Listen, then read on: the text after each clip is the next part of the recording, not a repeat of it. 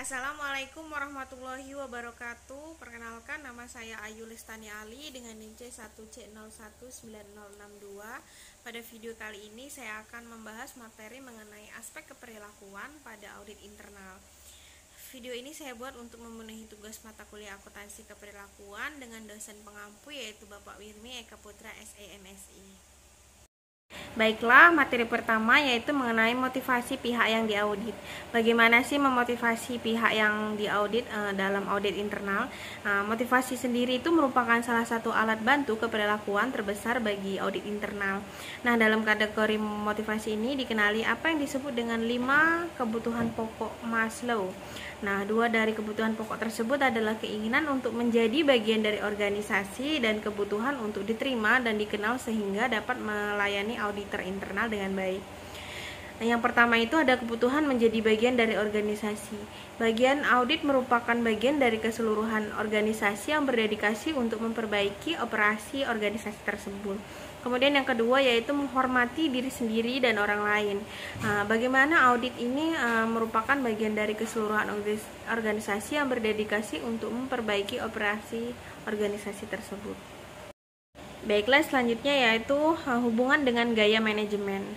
Gaya manajemen ini terbagi menjadi 4, yaitu gaya mengarahkan, memimpin, memberikan instruksi, spesifikasi, dan pengawasan atau mengawasi penyelesaian pekerjaan dari dekat. Kemudian yang kedua itu gaya melatih. Nah, pemimpin ini tidak hanya memberikan pengarahan dan pengawasan penyelesaian dari dekat saja, tetapi juga menjelaskan keputusan. Kemudian menawarkan saran dan mendukung kemajuan bawahannya. Kemudian yang ketiga yaitu gaya mendukung. Nah, pemimpin ini memudahkan dan mendukung bawahan untuk menyelesaikan tugas serta berbagai tanggung jawab yang dalam pembuatan keputusan. Kemudian yang terakhir yaitu gaya mendelegasikan, yaitu pemimpin menyerahkan tanggung jawab pembuatan keputusan dan pemecahan masalah kepada bawahan. Kita masuk ke pengelolaan konflik. Nah, di sini konflik dapat terjadi dalam hal yang pertama ada lingkup, tujuan, tanggung jawab, dan nilai. Kemudian ada 4 metode khusus yang secara umum yang dapat digunakan menyelesaikan konflik. Yaitu yang pertama yaitu metode arbitrasi, kemudian mediasi, kemudian yang ketiga kompromi, dan yang terakhir yaitu metode langsung. Kemudian next kita masuk ke karakteristik umum individu.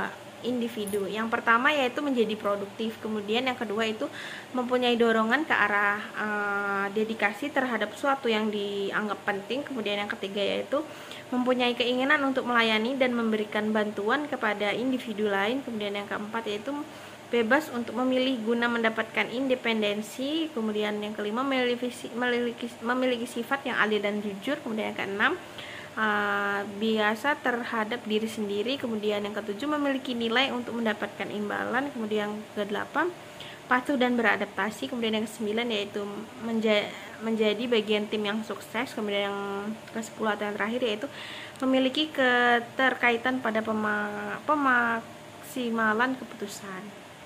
Materi selanjutnya yaitu komunikasi secara efektif. Nah, komunikasi ini terdiri dari wawancara, musyawarah, laporan lisan, dan laporan tertulis. Nah, perintah seseorang auditor dengan menggunakan komunikasi yang efektif ini merupakan cara yang positif untuk menciptakan lingkungan yang harmonis dan dalam menjalankan auditnya.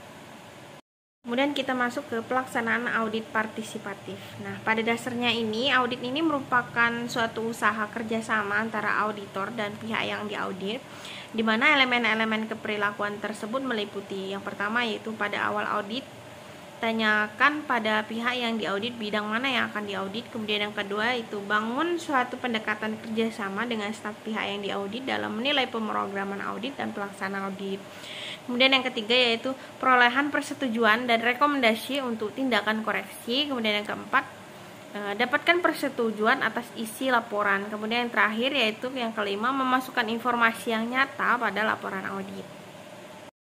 Baiklah, ini masih lanjutan dari yang pelaksanaan audit partisipatif. Nah, atau materi yang terakhir yaitu audit internal sangat memahami organisasi. Nah, mereka ini sebagai akibat dari kedekatan mereka dengan para karyawan organisasi, yang mana yang memungkinkan mereka ini untuk mengevaluasi suatu bukti-bukti secara verbal dan visual yang berhubungan dengan sikap dan perilaku secara lebih efektif. Nah, penanganan perilaku organisasi ini adalah akibat dari beberapa hal berikut. Yang pertama adalah kondisi, kemudian motivasi, dan terakhir yaitu sikap ataupun dasar karakteristik pribadi diri dari seluruh tingkatan karyawan.